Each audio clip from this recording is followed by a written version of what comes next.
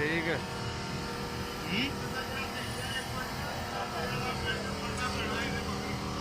ਅੱਛਾ ਜੀ ਭਾਈ ਬਹੁਤ ਜ਼ਿਆਦਾ ਠੀਕ ਹੈ ਭਾਈ। ਇਹ ਝੜੀਆਂ 'ਚ ਵੀ ਮਾਰਦੇ ਉੱਤੇ ਥੱਲੇ। ਆਹੋ ਹੋਇਆ ਵੇ